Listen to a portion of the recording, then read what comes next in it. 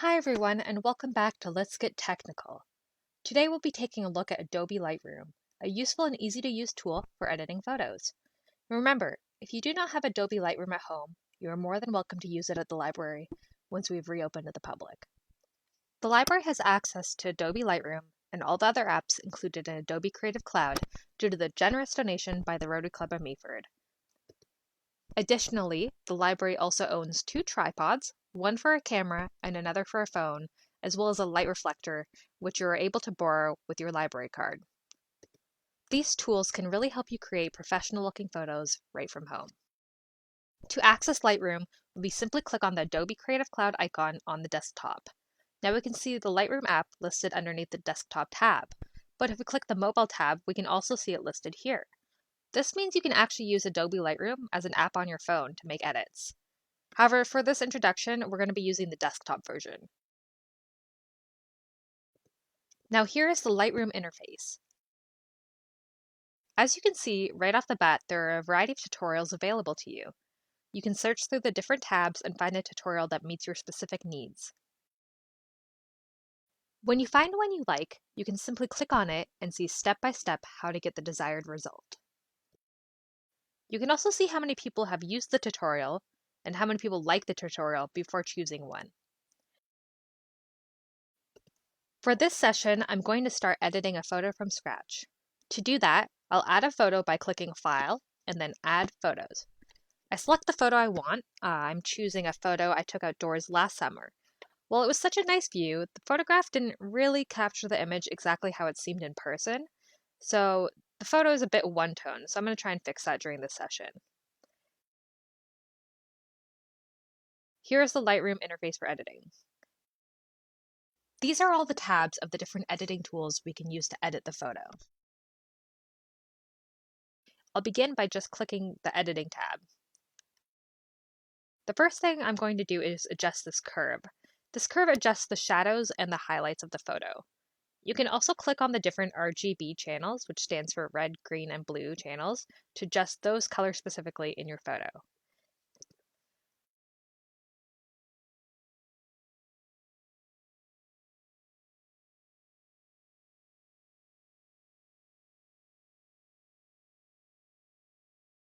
At any time, you can click this button at the bottom of the photo editing space to see the original image.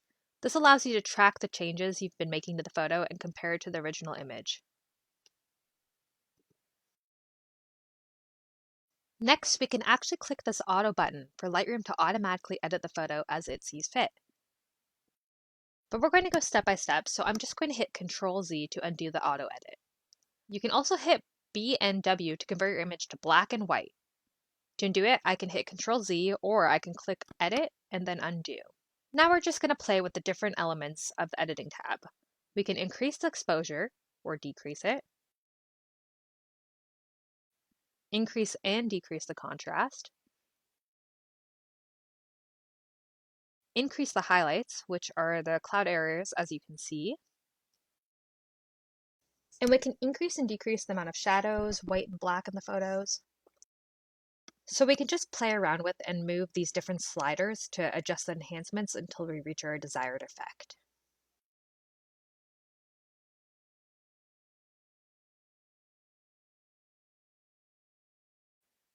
There are even more adjustments you can make. We can change the temperature to give it more of a cool winter effect, or make it warm and give it kind of a summery spring effect. I'm going to make it 0.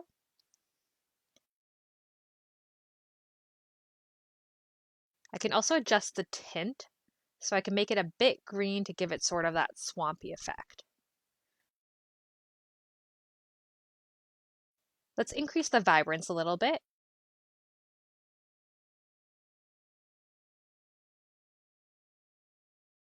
And the saturation as well to bring out the greens and yellows.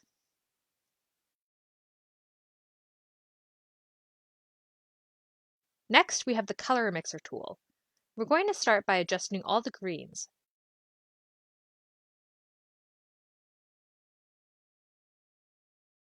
So we can actually change the shade of green throughout the entire photo. Let's make it a darker shade of green, but a bit more vibrant.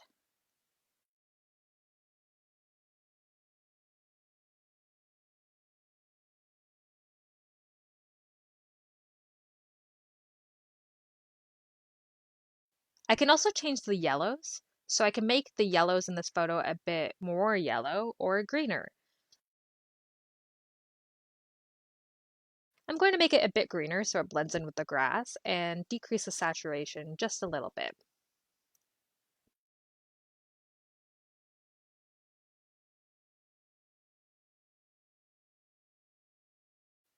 Now let's compare it to the original image.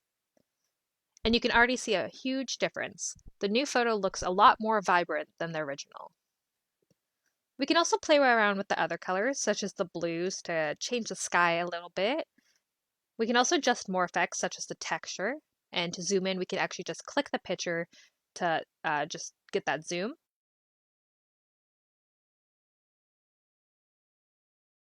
And we can click it again to zoom out.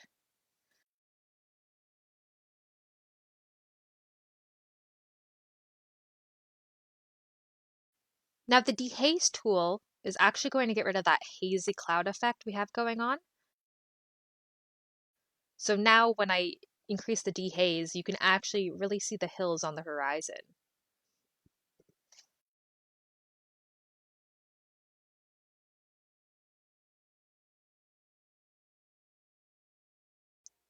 We can add a white or black vignette.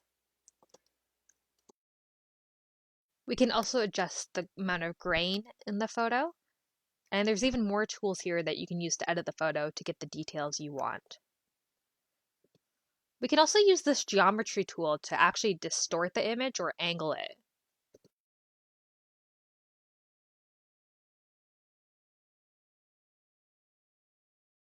I'm just going to undo those changes for this project though.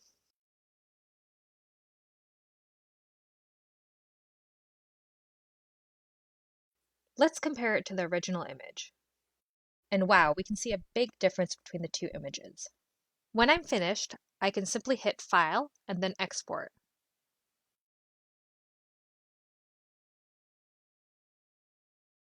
Now I can actually include a watermark in the image. I can adjust its position on the photo, as well as what color it is. And I can also change what it says.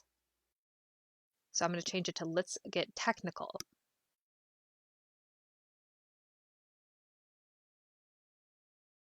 The watermark can even be an image, so let's use the logo we made previously during our Adobe Illustrator tutorial.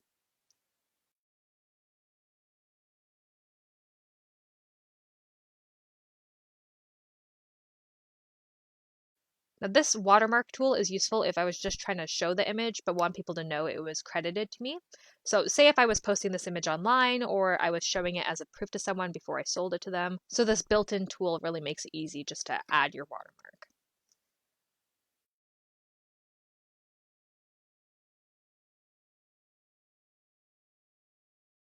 However, I don't need a watermark for this project, so I'm just going to remove it before I hit save. When we're finished, we can just export the photo. I'm going to save it in Pictures, Lightroom Save Photos, and then I can just hit Select Folder to save the photo. Now let's just open the folder to double check, and there we go. We can see the image has been saved. If we wanted to go back to practice more, we can click View, then Learn to see some tutorials. Now we can click this button here to see all the images we have saved to Lightroom. I'm going to add another image to edit. Now we're going to edit this photo of the new library. So we're going to add one photo. And now we have this photo of the new library. I'm going to start this one a bit differently. To begin, I'm going to crop it. To do that, I can just click this tab here, and then I can click and drag the corners of the photo to crop out parts of the image.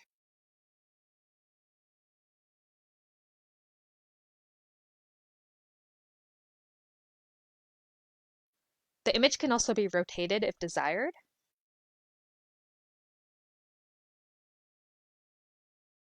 And when we're okay with it, we're just going to click the Edit tab.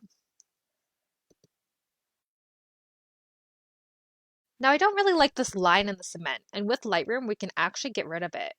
To do that, we simply go to the healing brush, and we can adjust the size, but I think the size is okay. Now I simply just click and drag to draw over the shape of the thing I want to get rid of.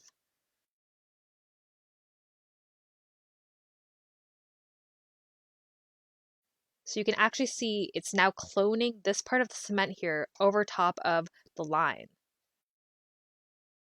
And there we go, that line's gone. So this is a really useful tool for getting rid of simple things that obscure your photos. But it can sometimes run into issues if you try to get rid of something a bit more complex. So say I wanted to get rid of this fencing here. I'm just going to draw over the area with the healing brush. Now it's trying to find a piece of the picture to clone, but the problem is nothing's matching that beige sign in the background. So I'm just going to hit Control Z and we're not going to worry about it. This tool doesn't always work, but it is definitely useful for those small and minor removals.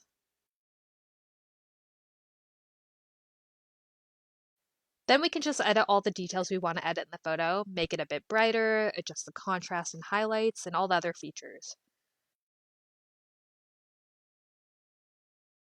Let's adjust the trees to make them a bit greener, and then make the temp a bit warmer so the picture will look like it was taken more towards the summer.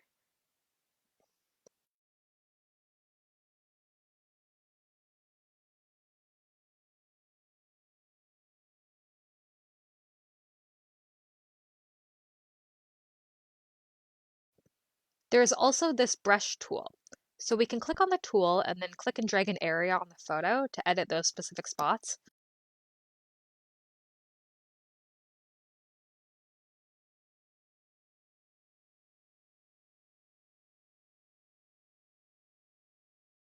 So if we adjust the hue down here, we can actually see it makes the sky pink and purple. So it's just a neat tool for making those adjustments when needed. Say you wanted to make the water a bit greener or you wanted to make the sky a bit bluer. This is really useful as you just brush over those parts of the image that you want and then make the adjustments as needed. We can hit Control Z to undo, or we can use the erase tool. So to show off that tool, I'm just going to draw something with the brush again. And I'm going to select the eraser. So now when I draw over the image with the eraser tool, you can see all the stuff that was added with the brush is being erased. We can also use multiple brushes, so we can have different colors and effects for each brush effect. So first I'll draw something with the brush tool, and now I'll select Start New Brushing, and I'll draw another line. Lightroom also has built-in presets that you can use rather than making your own adjustments. To access them, we can hit this button down here. You can see there's a variety of different built-in presets for you to choose from. So if you're not exactly sure what adjustments you'd like to make on your photo, this is a good place to start. Once you've chosen a preset, you can also adjust the details of it to enhance the photo however you desire. You can also change the image profile by clicking this button. These profiles have a variety of more presets and colorings for you to choose from. Now the difference between these profiles versus the presets I showed previously is that with the presets, you can actually achieve that result by making the adjustments yourself in the Edit tab. The presets kind of just get the adjustments set for you so you don't have to worry about it. But the difference is these profiles, you cannot make these adjustments on your own. These are made by Adobe Lightroom, and they're basically like a filter that goes over the image that you cannot recreate unless you add it through a profile. Now that we're done, I'm just going to export the photo. So we go to File, Export, then Export one photo. Let's just check the folder to make sure it's saved.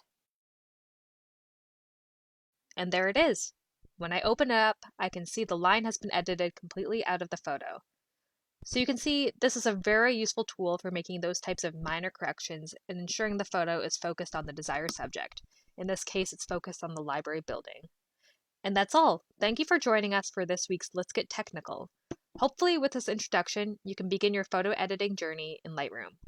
Also, please remember there are many built-in tutorials for you to follow that can hopefully help you achieve the desired look you want for your photos. Thank you for joining us again, and have a great week.